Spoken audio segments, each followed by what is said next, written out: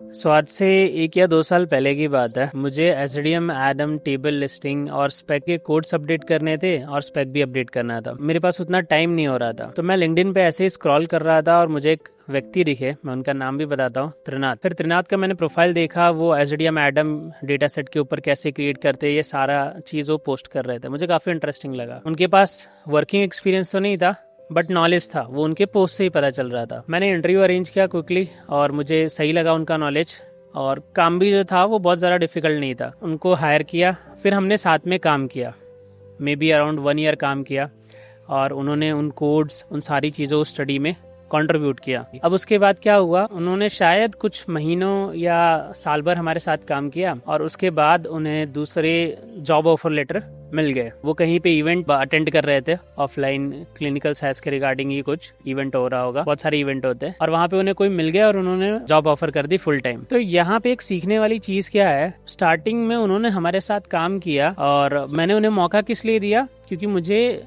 जो काम कराना था वो उनकी पोस्ट देख के ही मुझे लग रहा था ये व्यक्ति काम कर सकते हैं। सेम वे में जब आप लिंक्डइन पे जो भी सीख रहे हो, अगर आप वो चीज़ें पोस्ट करो, और specially let suppose statistical programmer जो रोल है उस पे एंड गोल क्या है, to create SDM, ADaM, table listing. अगर आप उसके रिलेटेड इन्फॉर्मेशन पोस्ट कर रहे हो या अपने आप को अगर शोकेस ऐसा कर पा रहे हो कि you are able to create SDM, ADaM, table listing, तब आपके लिए अबंडेंस ऑफ अपॉर्चुनिटी क्रिएट हो जाती है। या तो किसी इन्फॉर्मेशन को एकदम इजी वे में अगर दिखा पा रहे हो लिंक्डइन पे, तो आपके लिए सिर्फ जॉब ही नहीं और भी अपॉर्चुनिटी क्रिएट होती है, और उसके बाद जॉब आपके लिए एक ऑप्शन बन जाता है। ऐसा भी होता है, ऐसा हमारे बहुत सारे स्टूडेंट्स के साथ हुआ।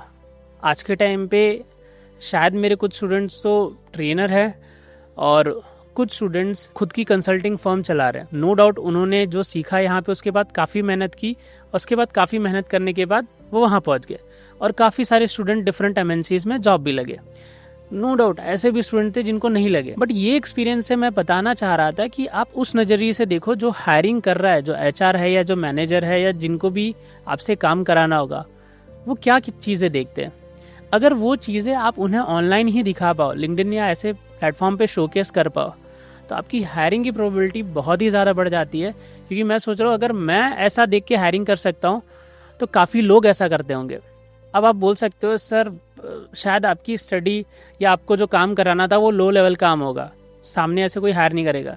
बिलीव मी गाइस, कुछ मेरे students as a consultant, as a trainer काम कर रहे हैं। काफ़ी सारी चीज़ें क्रिएट हो सकती हैं। जॉब तो है ही प्राइमरी, जॉब तो लेना एक प्राइमरी है, लेकिन इतने सारे ऑप्शंस क्रिएट हो जाते हैं।